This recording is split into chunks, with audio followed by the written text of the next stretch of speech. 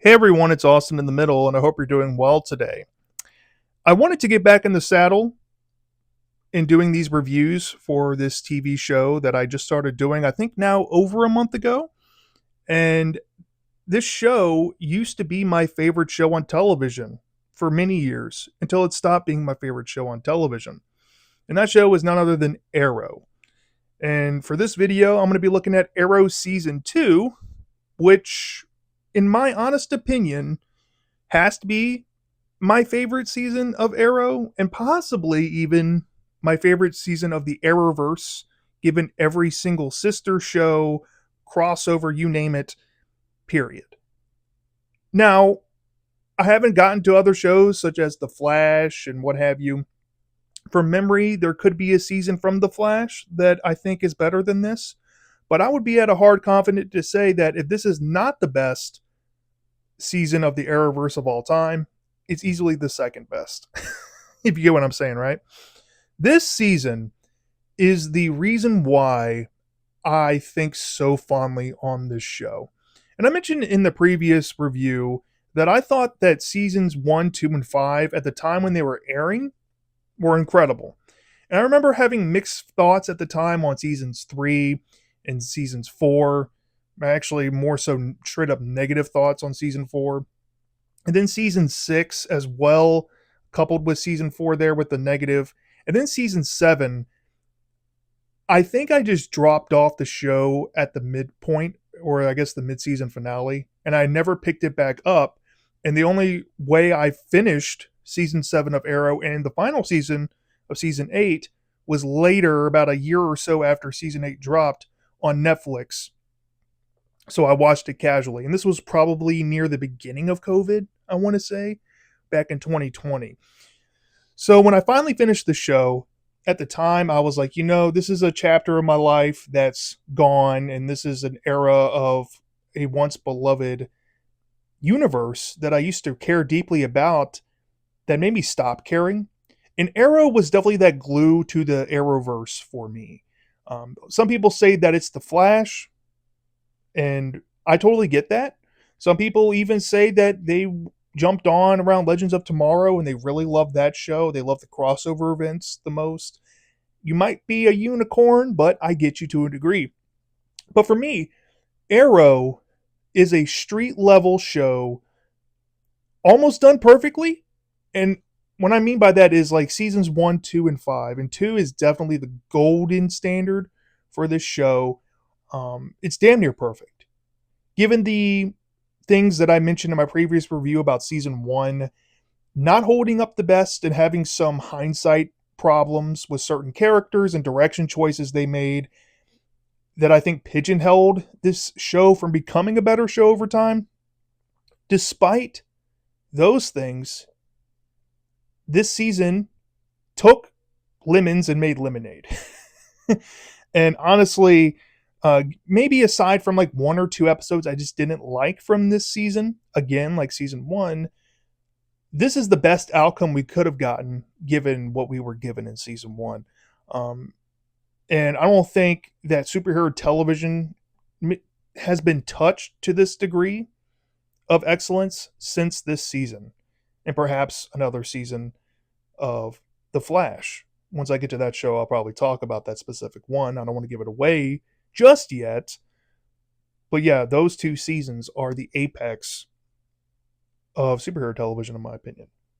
So, Arrow Season 2.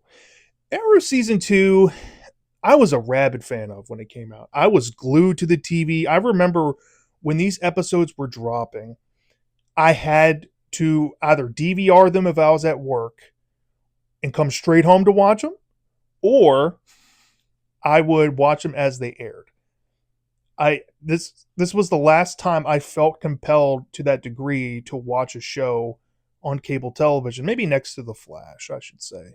Because The Flash had me a bit longer after Arrow lost me, but we'll get into that later. But this season is so electrifying. The storytelling is the absolute best that the show is going to throw at you. Maybe next to another season we have yet to talk about in the future, maybe season 5 could top it. We'll get there when we get there. But Yeah, I mean, holy crap. This season it took what was some decent setup in season 1 and some side characters that definitely had room to grow, and took the finale of season 1 and ran with it and made a very dark show similarly to season 1. But this is the season where we throw away, I guess, the hood persona that Oliver was going through in season 1 in favor for a more heroic version of Oliver Queen, who is going by the Arrow now, or better known as the Green Arrow because of the color of his hood. Right? The show never really goes out of its way to call him the Green Arrow, by the way. He's just known as the Arrow. But this is the season that you start to get that heroicness from Oliver, as well as the interesting backstory of his time on the island of Lian Yu that made season 1 as compelling as it was as well. And coupled with that, and coupled with some story progressions and some really good writing with side characters and building up into my opinion, one of the best payoffs of a major villain in the Arrowverse history, you're looking at just a cesspool of success. I'm sorry I keep glazing this season, y'all, but if you haven't seen Arrow season 2 and you want to watch a street level superhero show that itches all the scratches you possibly have with good choreography, dark storytelling, riveting action pieces, character arcs, development, drama, what have you, this show, specifically this season, has it. So, to give a little rundown of season 2, we pick up where we left off with the cliffhanger in season 1. Oliver, now I should mention this, there is a subsequent spin off comic book series associated with the Arrow TV show. I haven't touched on them yet, and I might actually do a read through of all 4, I guess, trade collected volumes of the Arrow spinoff comics, because they actually help build and add on to context and events specifically from seasons 1 through 2, and even context that you kind of need before you go into season 3. But I decided I'm going to just talk about seasons 2 and 3 before I get to the comics, and I might do those right after I review season 3 and then get into season 4. So you have a full picture of really the greatness that was happening with these first 3 seasons. And there's more context that you can figure out in the comics before we pick up with the first scene of this season, is what I'm getting at. But anyways, in terms of the show, Oliver has stranded himself back on the island of Lian Yu. He's torn about him losing his best friend Tommy in the finale of season 1. He's defeated that he couldn't save the city, and Malcolm Merlyn, through his supposed death, possibly succeeded and at least got part of his plan enacted and went through. So Oliver, in shame, is now living on the island in his survivalist nature as he was prior to the events of season 1 of the show. And we see Felicity and Diggle are in a charter plane flying overhead of Lian Yu, and they decide to skydive and parachute onto the island to talk some sense into Oliver and talk him into coming back, because the city is starting to fall apart even more since his absence. And there's some drama at home that I think the Arrow, or at least they think the Arrow, needs to attend to. So after a couple of close calls on the island where Felicity gets to see firsthand of what Oliver had to experience via a landmine, and we see Oliver Tarzaning to save her, Oliver brings them to his former house of sorts on the island, which was the downed plane that we saw him spend a lot of time with Shadow and Slade Wilson in season 1. And he is going over why he doesn't want to go home. But the two of them essentially break through to him and let him know about the situation in Starling. And he decides to go back because, he's been avoiding the aftermath of what happened, and more importantly, what's going on with his sister and his mother. So he decides to come home, and when he arrives back into Starling, There's essentially a new, I guess, criminal outlook going on in the Glades, which was the area of Starling City that was affected by Malcolm Merlin's earthquake machine in season one. It's now overtaken by crime and, warlords of sorts that claim certain sections of it and what have you. And there's this new political figure that comes from the Glades named Sebastian Blood, who is possibly going to be running for mayor, that plays a later role in the season. But when Oliver gets back, he sees these flyers for Blood for mayor and, screw the queens, fuck the queens, what have you. He comes back to negative press on his family. And he immediately gets thrown into the situation of his family's business losing investors because of his mom being arrested for her involvement in the undertaking. And there is now this new woman trying to come and buy Queens Consolidated, and her name is Isabel Rochev. And Oliver has to figure out ways to appease her and finds a way to reconnect with his former stepfather, Walter, who now works at a bank after the events of season one, to get some money to be able to buy out the shares that the investors backed out of and retain, I guess, a 50-50 ownership of Queens Consolidated for his family and with Isabel Rochev, who's moving in to try to take over the company. So that puts a temporary stop there. But his mom, sadly, or I guess deservedly, I should say, is in a prison cell awaiting trial for mass murder.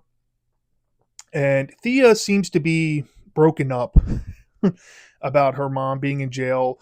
She doesn't know whether she can full on use her mom as an example of how to be as a person. But she knows that her mom deep down was doing this, I guess, because of something that she's not knowing the full answers of. And this is like Thea's arc throughout the season, as we'll see later, where she feels like she's lied to by everyone she trusts and loves. This goes down to her brother Oliver, her own mother Moira, and even her boyfriend Roy. But, Thea is there with her mom, and it takes a couple of episodes, as we'll see in the show, for them to kind of, really connect. And Moira tries to give some optimism to Thea, but then we see later that Moira is willing to take the blame because there's some extra information that if it gets out, it might make her exonerated, but it will tear her family apart. And that information is that Thea is not the biological daughter of Oliver's father, Robert. Thea is actually the biological daughter of Malcolm Merlin, which makes her the half sister of Oliver and the half sister of the now deceased Tommy Merlin. So once Oliver gets caught up to speed about his mom's trial and her lawyers basically trying to gather all the information that she can through the family secrets about Malcolm Merlin and what have you, Oliver, of course, at some point within like a few episodes of the season, learns the truth and essentially tells his mom, like, look, I'm doing this for our family and for the publicity of the company and whatnot. But in terms of our private life, I don't want anything to do with you, because he's also blindsided by this aspect and didn't know that his mom cheated on his father. But his father is no patron saint. I mean, we got some information in season one and even in season two, as we learn, that Robert's not the most exemplary kind of person. And later in season 7, there's a huge bombshell that's dropped about a certain character that's introduced there that kind of sends that home a little bit. But I'm getting way ahead of myself. So going back to Tommy Merlin, when we left off in season 1, Tommy, he was killed. And Laurel, who is Oliver's ex-girlfriend and Tommy's former lover at the same time, feels like she's to blame for what happened to Tommy because she didn't go in time to save Tommy's life. But we learn that Laurel now hates the Arrow. And it's because when she went to go try to save Tommy, or finally had the courage enough to go in the burning CNRI building to pull him out, she sees the arrow just leaving him there impaled to die, not knowing the full context. And also not knowing the identity of the arrow, which she may or may not learn via somebody telling her in this season, but we'll get to that shortly.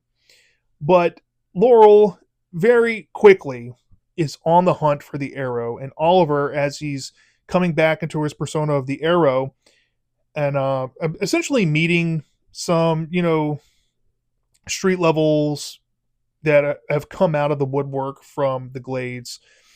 We see that Laurel has taken a new job as a public defender for the Starling City, I guess,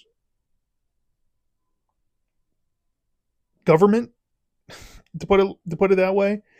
She now is under the tutelage of another defender that I think is. They tried to imply that they might have this connection early on, but Laurel, she's more on a witch hunt, right? She's not necessarily doing things in between the gray anymore like she was in season one. Now she's just motivated by law, and she sees everything in black and white, which is the opposite of her dad, because her father in season one, Detective Lance, he was essentially how Laurel's behaving in season two with the arrow, but because of his involvement and because of his decision that he had to make during the undertaking in the finale, he's now been demoted to essentially a street patroller. He's no longer a detective, but he still keeps in contact with the arrow because he knows what the arrow is doing is the in-between of what the police and law enforcement can't do. So there's a newfound respect there, and there's a dichotomy between Detective Lance and Laurel throughout this season that we see play out, and their disagreement over how to handle the arrow, right? And I should also mention that throughout this season, with certain characters like Laurel, she started to pick up alcohol. And she's become an alcoholic. And this is a reoccurring thing throughout many episodes. And for a good while, I would say for about the first half of the season, she is drinking pretty heavily. And it's not something to take lightly either. And Detective Lance is also alcoholic, but he's trying to put it down. He's going to AA meetings, and at some point he's trying to tell Laurel to join. But Laurel just kind of needs that motivation, right? And we learn that what that's going to be later on too. But to start off, in the events of the Glades, we learn very quickly that there's two new hooded vigilantes doing some justice in the Glades. One of which is Roy Harper, but he's not really like a superhero or anything. He's more like a guardian. Like he'll hear a girl getting mugged out in the streets and he'll go fight off the thugs and maybe get stabbed or something. And when he does this, Thea, who's now, running Club Verdant, as she, rightfully so should be doing since Oliver left for Lee and Yu. She has hired Roy to work at this bar, which I guess was a throwaway plot line in season one where Tommy tried to hire Roy as a favor for Thea to get him a job. But anyways, now he's working there, and when he goes to, I guess, be with Thea for the night, Thea sees these bruises and marks on him, and she's like, you know what? You need to stop doing what you're doing because you're going to end up missing like the arrow, and you're going to get people coming after you. That's a bad idea. And she's, kind of making a joke saying like, either hang it up or take it seriously, But she's like cool with it because she knows that Roy's heart is in the right place, right? And Roy kind of gets himself into some trouble very quickly early in the season. And by episode 9, which is one of my favorite episodes of the season, it's called Three Ghosts. Roy ends up getting mixed up with some criminals that have some drugs that are involved with a particular character I haven't touched on yet.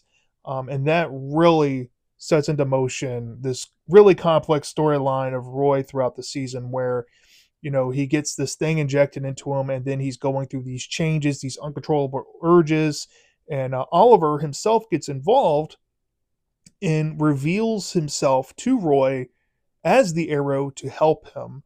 But we'll get into that shortly.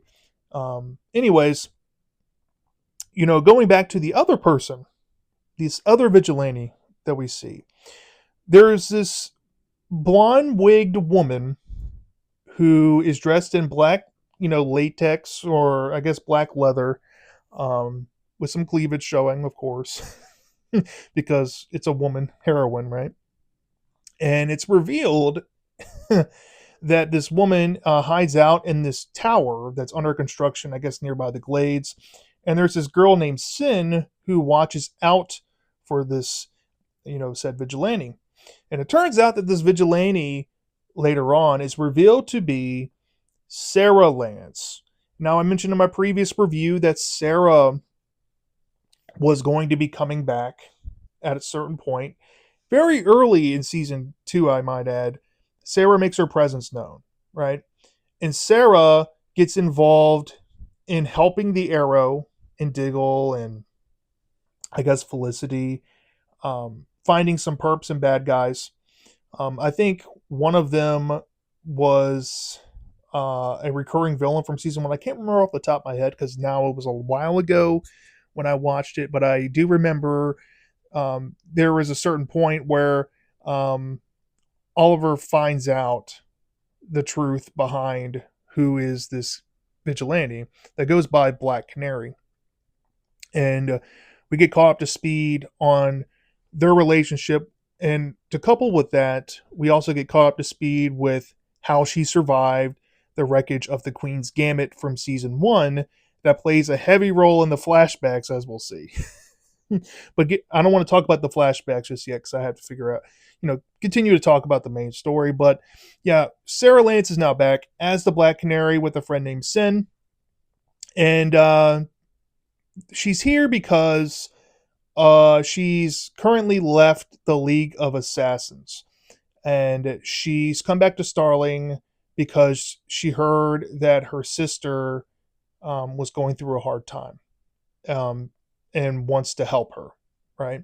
And Sarah notices Laurel's alcoholism and notices that she's trying desperately to get Oliver, who is the Arrow, arrested at many points, and is trying to, coax her in the right direction by talking with her without presenting that she is who she is. And at a certain point of the season, there's an episode where the League of Assassins and Nyssa, who, if I haven't mentioned yet, Nyssa is the daughter of the leader of the League of Assassins, Ra's al Ghul. They come to assist this storyline that happens where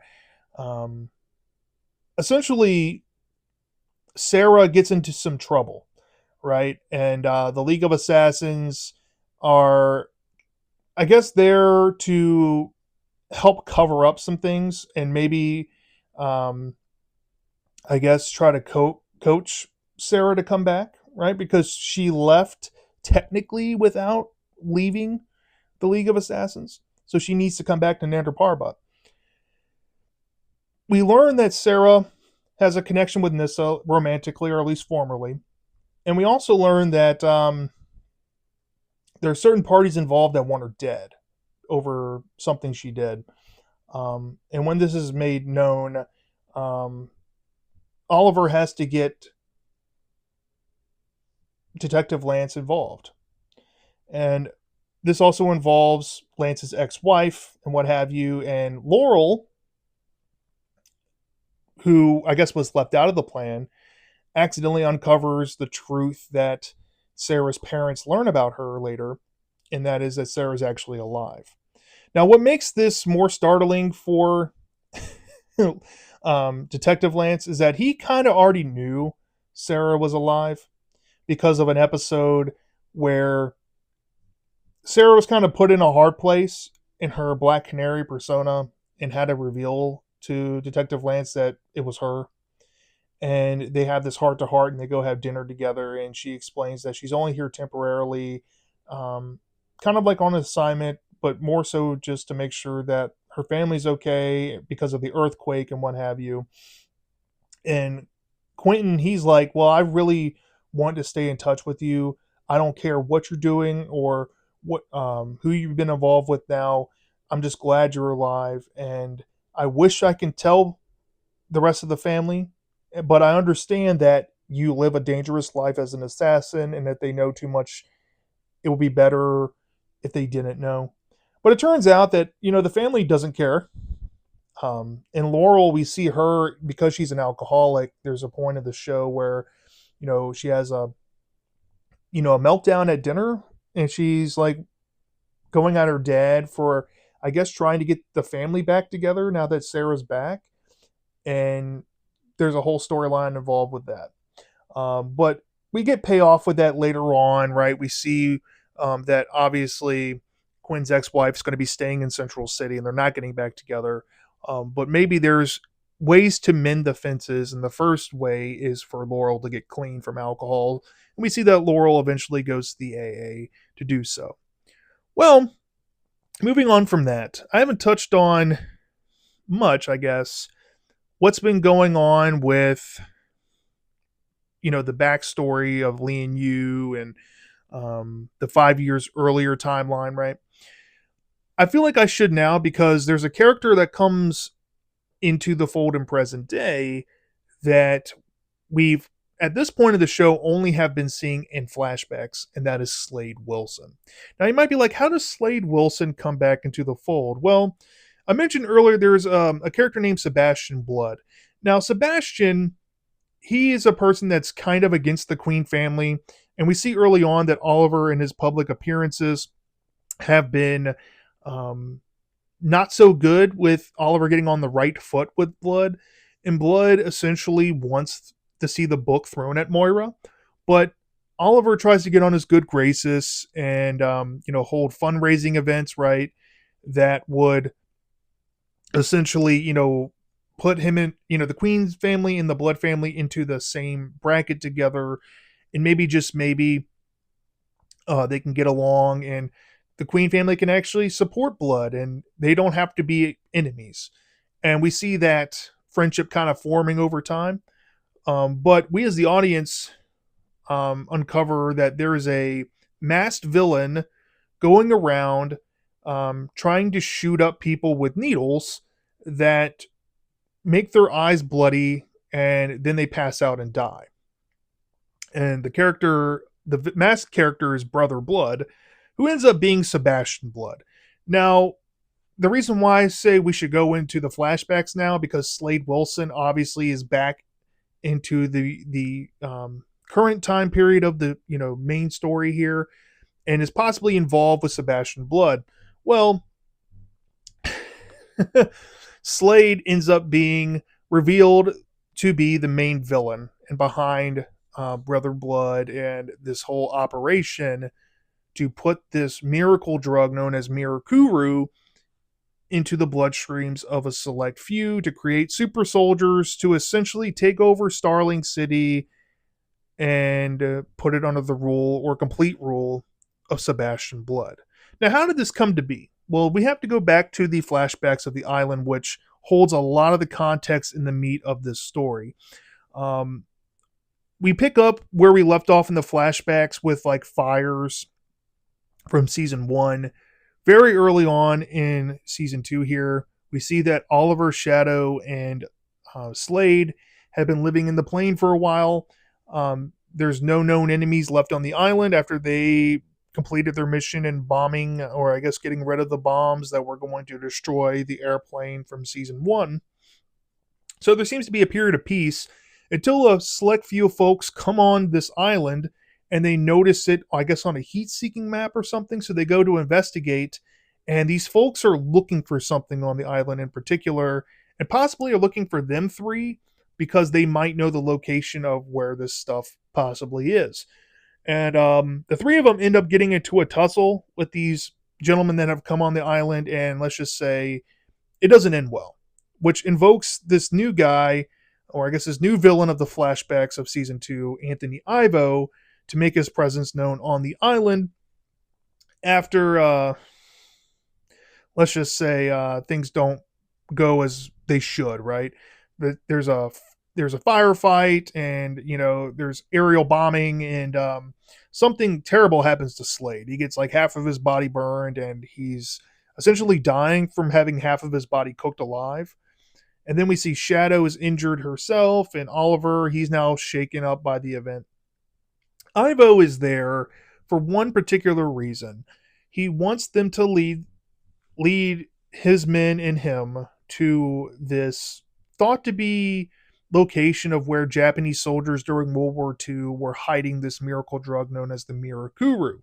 Now, the Mirakuru ends up being like a super soldier serum, similar to something like, I don't know, Steve Rogers takes in Captain America or something. And we find out in a few episodes, with the context of it all, that Ivo is essentially there to get this to save his dying wife, who I think has like terminal cancer or something. And he has a boat offshore that's full of a bunch of prisoners that he's taken on his conquest, I guess, to come to this island and to this place to get it. Whether they be shipwrecked people out at sea, or whether they be, I guess, fallen victims of siege or whatnot. So, Oliver in particular, after I guess Slade and Shadow make a break for it, is taken back to the ship to be interrogated and possibly used because they think that he knows more than he's letting on. But when he's on the ship, he realizes that Sarah is alive and has been living on this ship with Ivo for a while, ever since the Queen's Gambit went down. And she revealed that she was saved after the boat went under. She went back up with like a board or a door or something, and she was kept alive, or I guess kept sane for a little while, because of this little canary that floated adrift with her. And when the canary finally flew away, the boat came and she was rescued. And Ivo essentially took her in her underwear and all onto his ship and essentially gave her refuge there and taught her his mission and what he's about to do. So Sarah seems to be a bit clouded in her judgment because Ollie is a friend to her and she might have genuine feelings for him. As the season will allude, there was possibly a romantic connection for Sarah. Maybe not as much for Oliver, but Sarah genuinely had feelings for him. And then Ivo, she has built trust. I mean, the guy saved her life. So she goes back and forth on who to trust and who to help, but Oliver comes up with this plan for them to escape and go back to the island so they can get the Mirakuru because he thinks he knows where it is, and he's going to use that stuff after learning the information from Ivo about what it does to save his friend Slade. Now, the two of them do end up making a break for it. Not in vain, right? Oliver does meet this other guy on the ship that plays a major role in present day. I mean, there's a whole episode dedicated to this guy that we see in season 2 where Oliver goes to Russia just to use his services, I guess, to help break out Lila, who is Diggle's wife, or soon to be wife for this season, out of a maximum security, former Soviet prison. But that's another story for another day. The character's name is Anatoly. And Anatoly, kind of teaches Oliver, about like how to heal his wounds without, bleeding out and stuff. And Oliver, I guess, forms a camaraderie and a connection with him that plays a role later on in the flashbacks. But essentially, after making that promise to Anatoly that he's going to come back to the ship and save them too, he goes back to the island with Sarah and tries to find Shadow and Slade so they can meet up together, go get the Mirakuru and save Slade's life, which they end up doing. They go find the Mirakuru and they inject Slade with it. But this bleeding eye thing happens and they think he possibly died. But during his supposed death, Ivo, in a fit of rage, comes and takes Oliver out, including Shadow and Sarah, and throws them both to the ground and points a gun at both of their heads. And Oliver is forced to choose between both of them, which one to kill and which one to keep alive. And Oliver, in the moment, chooses Sarah. So Shadow is executed. But Slade comes alive. He comes out and massacres everybody with super strength. And he's in an uncontrollable rage. He's unstable. He's mentally not there. And he doesn't know what just happened. And he notices that Shadow is dead. And Oliver just blankly tells him with Sarah that Ivo did this and they have a ship. They're going to have to go back on the ship and take it over, and they can use that ship to go home. So this is where Slade, he dons his former costume that I think he's hung up for a good amount of time, that we kind of saw in season 1 with his former partner.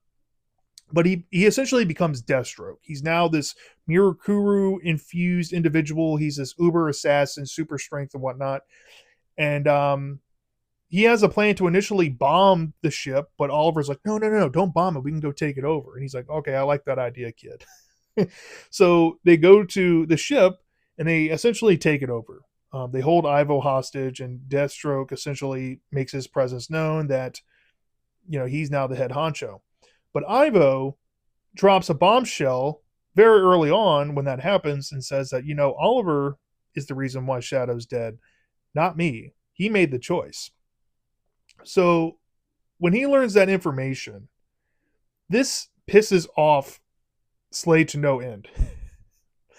And he essentially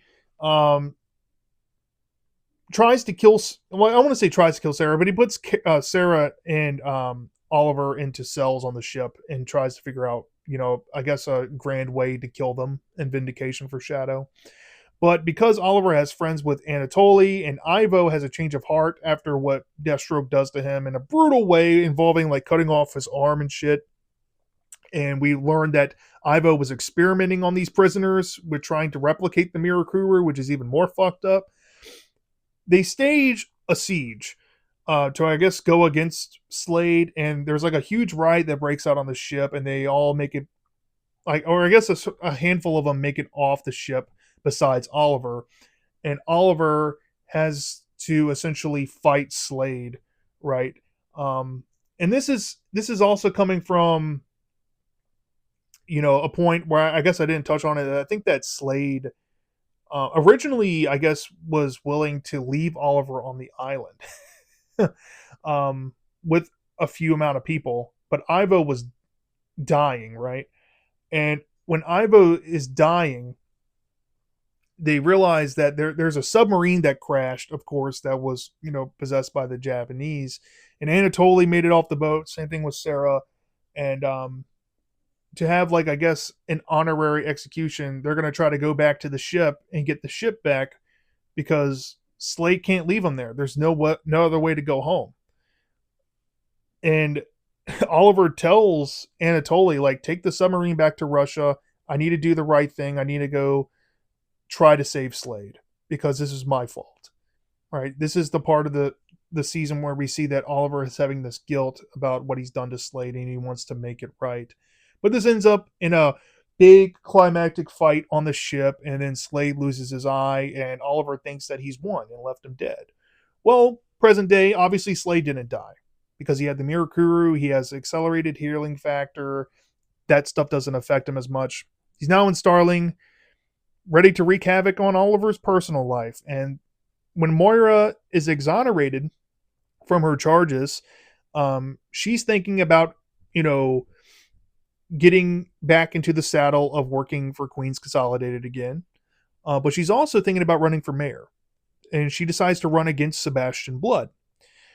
And that ends up making a rift between Oliver's friendship and Sebastian's friendship as well. And it turns out that Slade kind of wanted this to happen because he wanted Blood to stay loyal to him and not lose sight of the mission and grow close to Oliver, which he was doing. And it turns out that there's another lackey of Slade that has been, I guess, in the shadows. We see Oliver actually hook up with her, Isabel Rochev. She ends up being like this, I guess, head bitch in charge. And she's been trying to sabotage Oliver and eventually actually takes over Queens Consolidated and leaves the Queen family broke after a certain thing happens with Moira.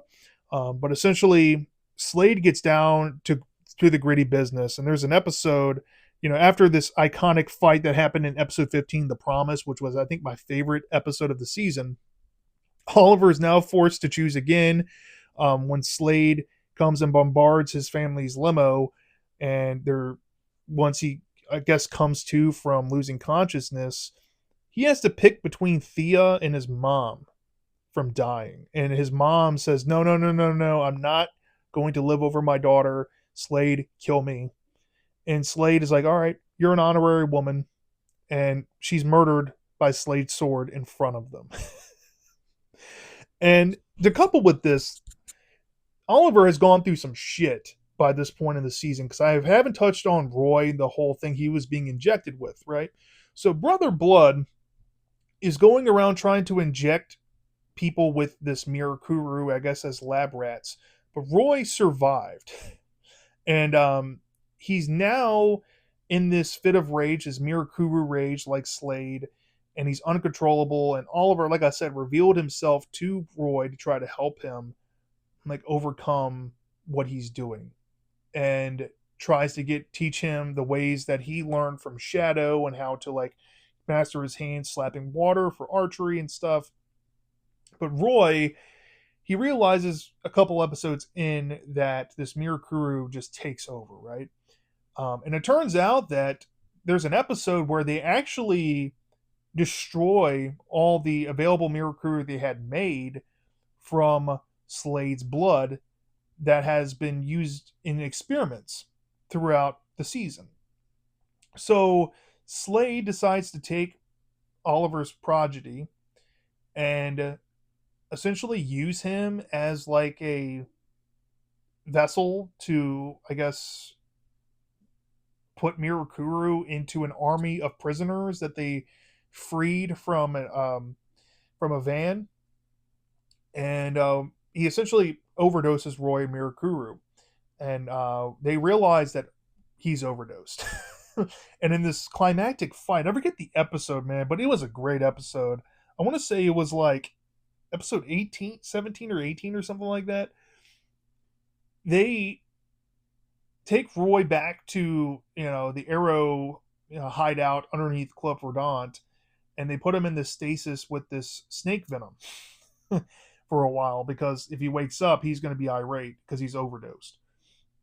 But also in that, we see that Rochev and Blood, I guess, are exposed to, Team Arrow, and Isabel Rochev actually ends up dying, and Slade has to bring her back with his blood. So now Isabel's a super soldier, and then he has this army of prisoners that are super soldiers, and that plays a role later on in the show for the season when I guess the final two episodes happen, and there's like a literally an all-out Mirakuru infested war going on with these people who are infected with Slade's blood, wreaking havoc on Starling City, and Oliver has to save it from Slade. And there's this honestly very short-lived but amazing fight between him and Slade in the finale. We of course see that Slade gets arrested, or I guess taken into custody by Oliver specifically, because he's still trying to help Slade. And it turns out, because I haven't gone into this aspect yet, we do meet Barry Allen in this season. And through Barry Allen, we also meet two other characters that are pretty much known in the Flash TV show, Caitlin Snow and Cisco Ramon. They come into fold after, of course, Barry, right? Barry comes in, I guess, but I want to say episode 7, 8, and 9, where, he kind of has this crush on Felicity. He's visiting from Central City to Star City to help, I guess, investigate a murder case that may or may not be involved with a copycat killer. I think it was Vertigo, Count Vertigo. He comes back. There's a couple characters that come back nonetheless, but we'll get into that shortly. He comes back, and Felicity kind of recruits him to help save Oliver, who is basically on the verge of dying. And Barry figures out a way to help him with the snake venom that's keeping Roy in stasis. And Oliver, when he wakes up, he's like, well, damn it, Felicity, why did you tell Barry that I'm the Arrow? And she's like, well, I had no other option. It was either do this or you die. So Oliver's like, okay, whatever. It is what it is. And in the episodes that Barry is there before he heads back to Central City, he does give Oliver some advice to, get a actual, eye visor so that way he doesn't have to use his pain anymore, because it's easy for people such as doctors, because there's a whole episode where he hears that Count Vertigo might be alive, and there's these doctors at this insane asylum possibly using him for things. Right? We've seen that happen before. So this registers with Oliver, and he's like, you know what? Maybe you got a point. I'll look into that. But Barry, we see that he goes back to Central City, maybe before or a little bit after he sends Oliver this eye thing that he was talking about. We see a scene that's, I guess, the backdoor pilot of the Flash, where he's in Central City and the particle accelerator goes off and he's shot by lightning, and we see the red lightning uncover Barry's body. Felicity off camera is said to go to Central City to check on Barry, and she talks to his friends Caitlin and Cisco, who work at Star Labs in Central City.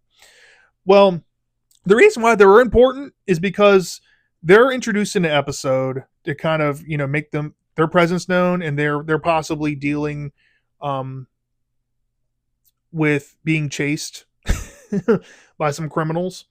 And it turns out that Cisco and Caitlin, they like Felicity and they're willing to help Team Arrow and what they need done. And there may or may not be some things involved with them about trying some stuff with Barry. But we'll get into that probably in season 3 when the crossovers happen with Barry and Oliver as their superhero counterparts. But Felicity tasked them with using a sample of Mirakuru to, I guess, formulate a cure for it. And they end up doing so, and they send a person from Star Labs in the finale, or I guess second episode to last, to, I guess, deliver this cure. And when Slade finds out about it, he tries to get his cronies at all costs to put a stop to getting the cure. But Team Arrow, who is now, you got Oliver, you got, I guess, technically Roy. You also have the League of Assassins, Sarah Lance, who is the Black Canary. You have Diggle, Felicity, of course, doing the headquarters work. You have this big team trying to get the cure, and they try it they try it first after they go through a heartbreaking way to get it after somebody loses their life due to one of these Mirakuru charged people. They test the cure on Roy, and it seems to work. But Roy, since he's gotten training from Oliver and knows how to shoot a bow, and he knows how to at least have hand-to-hand combat skills, he's able to hold his own to help out. And when they see that Roy is possibly cured, they can move forward and they can use that on Slade. But that's also leaving a lot of storytelling on the table that I haven't talked about yet. There's this whole storyline with Roy and Sin in particular, where Roy, he's kind of trying to look up to the Canary, and he's using Sin as a way to get some information, because he's trying to figure out early on in season 2 who the Arrow is, right?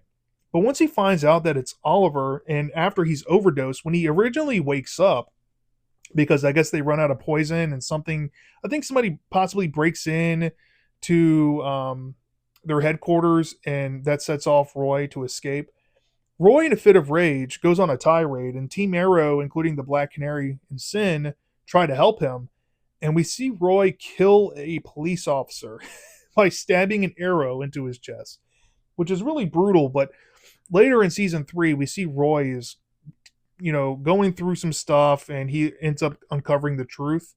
But Roy, in this state, because he's overdosed on Mirakuru, has no idea what's going on, right?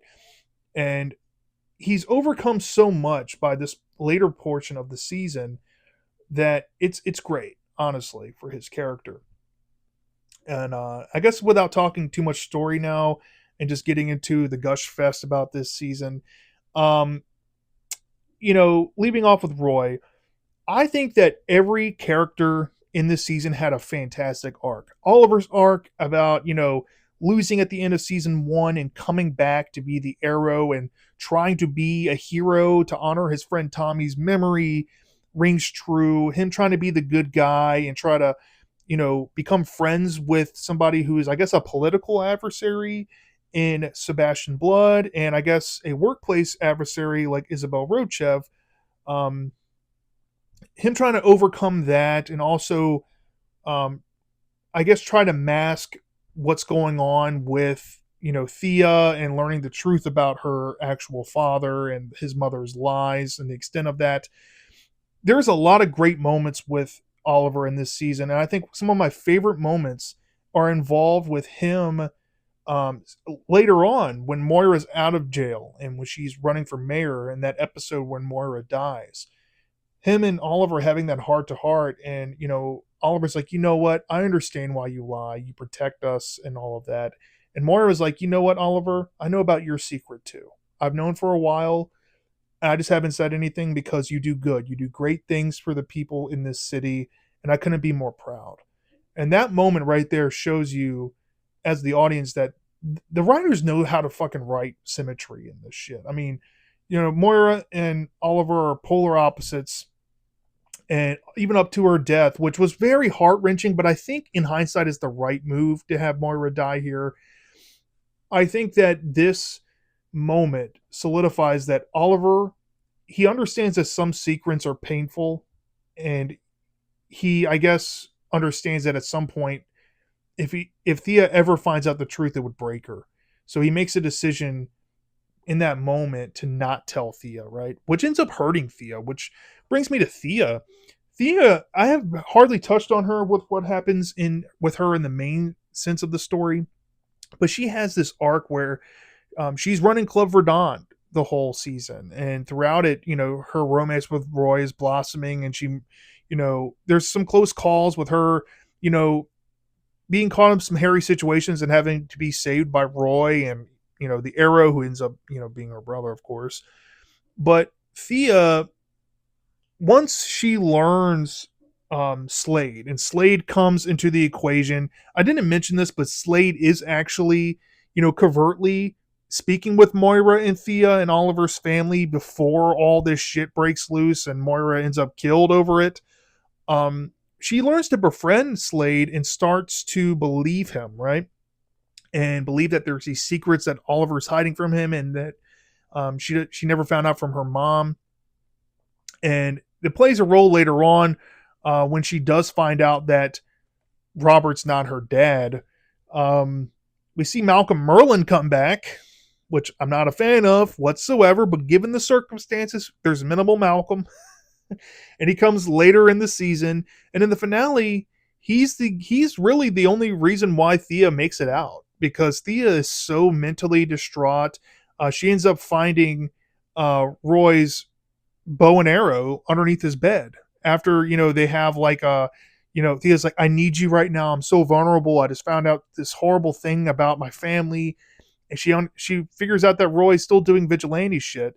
She has like a mental breakdown after Malcolm saves her and decides to go run off with Malcolm and do, I guess, training with him, so she doesn't have to be lied to anymore and doesn't have to worry about having to be defenseless and rely on vigilantes to save her, which we'll get into that in season 3. But Thea's arc was very compelling, even though it's slightly annoying because she's always talking about, oh, blah, blah, blah, I'm being lied to. It gets old after a while, but it's still good. Roy's arc, how he becomes Arsenal, I guess, is a very intriguing thing. The whole Mirakuru stuff, like, especially going from, like, I guess episode 10, Blast Radius, all the way through the finale, I did feel like it kind of dragged on a bit too long, and there's parts of it that does kind of slog, but for the most part, there's genuine payoff with it, and it's pretty good. So no complaints there. The whole, like I already touched on, Lance, Sarah Lance coming back into the show and her relationship with Laurel and Detective Lance. I love all three of their trajectories in this season. I think it was incredible. Laurel, although some people I have heard complain that Laurel is unlikable in this season, and a bitch. I could see that, but the way she's built up as a character, it's still intriguing. And there's payoff with her alcoholism, and there's residual effects that go into season 3. This isn't just a one and done thing. She's like a recovering alcoholic for the remaining of her time on the show. I think everything they did with those characters are fantastic. No complaints there. I mean, I think the flashbacks were incredible as usual. My favorite episode of Arrow of all time is in this season with The Promise, which is episode 15. That's the episode where, Slade makes a promise to Oliver that he's going to go to Starling and kill his family. That's why he was left behind on the island, which is brutal. Like that's what Slade was going to do, right? I didn't touch on that, but that's also another aspect to it. I mean, in that, this is shit's about to hit the fan, dude. I mean, it's so incredible. I mean, you really have to go watch this episode. There's only like maybe another episode that comes later in the show that I think rivals this. But yeah, The Promise is absolutely fantastic. Slade is incredible in this season. Shadow's death was, of course, depressing. And, some people might have some, logic hurdles about why Slade, of all people, is so upset about Shadow's death when they weren't even lovers in that way. But given that he was on Mirakuru and that it's implied that he sees some shit that isn't there, and he's hearing voices from Shadow. And I should also mention that Oliver is also going through this, even without Mirakuru. He's thinking that he sees Shadow, right? This shit is incredible. I mean, just there's so many great moments with Slade in this season that he's like obviously the best Arrow villain ever, in my opinion. Deathstroke, you can't top him. I know Prometheus is popular, but damn, fucking Deathstroke ruled in this season. Probably the best live action Deathstroke we've ever gotten in anything DC, to be honest. Incredible stuff. The stuff with Diggle and him reuniting with Lila, even, I haven't touched on Diggle hardly at all. Diggle, man, even though he was still like, I guess he was more written to the side as the cast has gotten bigger in season 2 compared to season 1. His stuff with like episodes like the Suicide Squad and him, I guess, going to Russia to help save his wife, or soon to be second marriage to his wife, right? Or him, joining the Suicide Squad with Argus and teaming up with Deadshot, a person that he absolutely hates but kind of learns to respect. There's some solid arc stuff with Diggle here too, and I think this is the season where Lila and him get married. It could be season 3 because I know I just watched these back to back, so I could be mixing up things here. But not too long after this, him and Lila get married and they end up having a kid. So, there's some good things about Diggle, and there is some worry, at least with this season, if Diggle is going to be on Team Arrow for the foreseeable future. But the Diggle stuff was entertaining too. Felicity Smoke, I have hardly touched on some Felicity, but she serves her role probably the best out of any season of the show. She's still the comedic relief. She's still the know-it-all, the hacker. She does have some episodes to shine, with her being the damsel and with her getting more involved with the team and what have you. But for the most part, Felicity does what she needs to do in this season, and it's not annoying. I mean, I can just go on and on and on about how great and how well written this season is and how captivating it is. It's just so well worth your time. Now, I will say, there is an episode here, going back to my bugaboos about season 1, that pisses me off. It really does piss me off. And that is episode 17, Birds of Prey. Look, I'm going to be honest. This episode, it's not as bad as episode 17 from season 1 was. But Birds of Prey, this is the episode where we see that Laurel, I guess, is starting to overcome her alcohol addiction. And she's looking to reach the bottle, right? This is the episode where she decides to finally hang up alcohol. She's at, I guess, her office building, and we see Helena Bertinelli come back because her father has been rumored to be moved around by some people working with, I guess, Starling City Police or maybe some higher ups in the FBI or something. She's caught wind that people that know some information or said information um, are here in this building, and she's going to take it over and take hostages, so that way she can get what she needs and get out. Well, let's just say plans go awry and Laurel actually tries to step up and do something about it.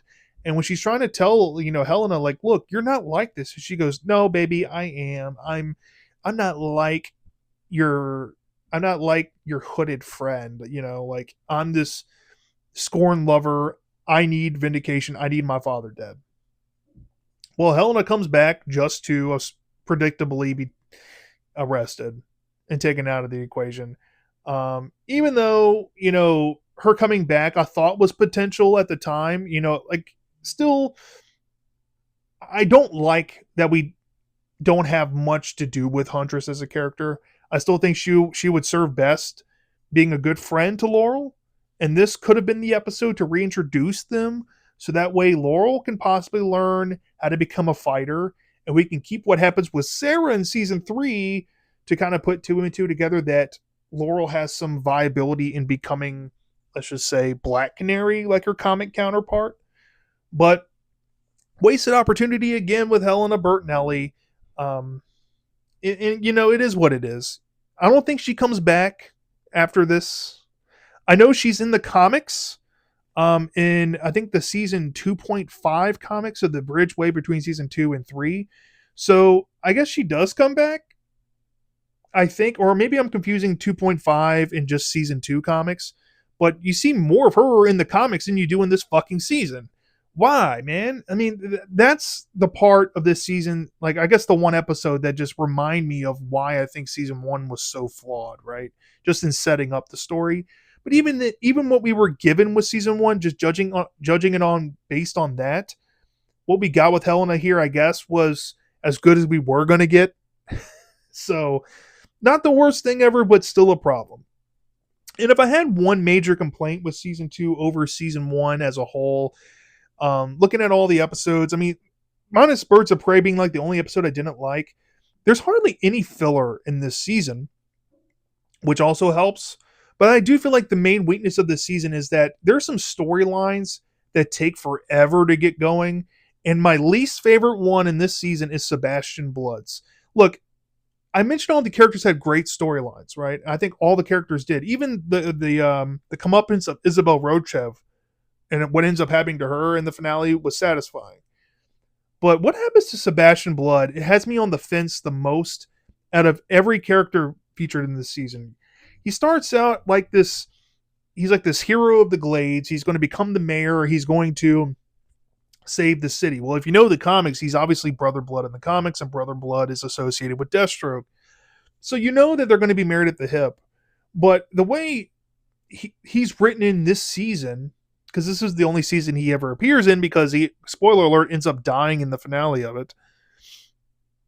He has this arc where he's a bad guy, and there's a couple of episodes that try to dedicate time of people trying to get evidence on Blood and his backstory, and possibly this origin of him, where he's implied that he killed maybe his father or something, and he's like possibly orphaned because of that. And there's this whole thing, like throwaway plot line involving him, and somehow, even with the team knowing all this fucking information, or I guess suspicion on Blood and all of that, he still tries to hold to his, I guess, moral compass, even though he's a terrible person. He's been experimenting on people with the Miracle. He's killed so many people to achieve this. And Oliver can't bring himself to punish him for what he's done, right? Now, I should say that there's an episode involving the Count Vertigo we've known from season 1, where Oliver feels like he has to put down Vertigo forever because he's going to keep coming back like a fucking cockroach. I thought that they were going to go that direction with Blood here too. But Blood in the finale, he has like this heroic moment and this change of heart, and it tries desperately to make us sympathize with this mass killer. That is the wrong thing to do. I think Blood could have been a carryover to season 3 if I had my way with this, because if you take Deathstroke and you put him in this, what ends up happening to him being put back onto Lian Yu in an island bunker underneath, Sebastian could have been like a character kind of like how Roy was built up in season 3, where maybe he's working at being a better person, but also since he has these criminal underlings working under him, and he had Moira killed over being a political adversary, right? He tries to find a way to apologize to Oliver, right? Like, hey, look, I'm sorry that I helped get your mom killed. Look, I'm sorry I did all of this, blah blah blah blah blah. And maybe, just maybe, he could have been more instrumental in season 3, because season 3 there's kind of a lack of a villain presence in Starling, um, to kind of help ground the show over into the city more than what ended up happening over in, um, I guess, the side of the flashbacks in Nandor Parbat in season 3.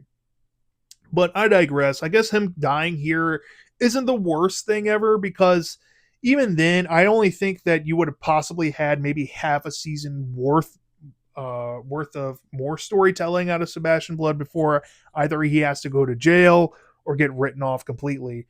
And this would have reminded me of what I did not like about the handling of Ricardo Diaz in season 6 and 7 to some degree. So I can understand why they didn't do it here, and I'm kind of glad. But, I guess the resolution of Blood, coming full circle, didn't really feel too earned, and I wasn't a big fan of it. Other than that, this season was fucking fantastic. I don't even need to go into too many spoilers or too many things about specific episodes here. So, like I said, I really enjoyed this season from start to finish, minus, like I said, the minor hiccup that happened in Birds of Prey. My favorite episodes of the season, if I had to pick, obviously would be Three Ghosts. The Promise is my actual favorite, but Three Ghosts is probably my second one. That's episode 9 and 15. I really liked the finale. Episode 23, Unthinkable, was incredible. An underrated episode I really liked is the episode 16, right after The Promise, Suicide Squad. That was a fun motherfucking episode, y'all. That was a fun, like, little covert ops mission kind of episode. And I like it when we get these little handful of episodes in these first, I would say maybe seasons 2 and 3 had these more so, but these little random Argus themed episodes where we get to, deal with Amanda Waller and Argus and the world involving that in the show. That's always fun. And obviously, my least favorite episode by far is Birds of Prey. I will say the episode Blast Radius, kind of like this, I guess it's the episode 10 and 17 syndrome of this show, because you would go into, like, you'll have a first initial 9 episodes, and then you'll go from episodes 10 to 17, and then you'll have a little break, and then you'll do episodes, like, I guess, 18 through the finale. It's always episodes 10 and 17 that are kind of weak. I wouldn't say Blast Radius was like a bad episode or anything, but it was like the only thing that it really served purpose into is that we see side effects about, like, Roy's Mirakuru and stuff like that. And I think there's something that happens with Moira's plotline here. But other than that, in terms of the larger story, it's just bona fide filler. But not as bad as something like the Firefly episode from season 1 that just really put like a pause in between the main story that really needed to start kicking on, that had a hiccup to get through a filler episode to get back on track with. It's not like that here. So all in all, I think season 2 is a hell of an upgrade to season 1. Hell of an upgrade compared. And I love season 1 when it came out, and I still really love season 1 10 plus years later. Season 2 is no different, y'all. But I think this is a genuinely great season. This is a high-hitting one. I'd probably give this, like, maybe with those minor issues I have with, like, the Birds of Prey episode, Helena Bertinelli coming back just to waste her off again, and the handling of Sebastian Blood, I'd probably give this season a 9.5 out of 10, y'all. This is a fantastic season of superhero television. It's a must-watch. And honestly, I don't think even seasons like season 5 later on is going to be able to top this. But yeah, I've said all I really can say. I mean, you have great storytelling here compared to season 1 at times. The logical progression of getting to know these characters in season 1 gets more realized in this season, and we get to see these characters kind of come into their own and what they'll be for the remaining, um, I guess, seasons they are all in. Really take off in this season, and unfortunately, the ball gets dropped a little bit after this season, and the show heads into a weird territory that is very controversial till this day with the Arrow fans and I guess Arrowverse fans on the large. But we'll get into that sooner than later, y'all. Until next time, when I do Arrow Season 3, take care. Let me know down in the comments section what's your thoughts on Arrow Season 2. Is it your favorite season of Arrow? Do you like uh, another season possibly over it? What do you think worked well here compared to the rest of the show? I'm dying to know. I'll see you next time.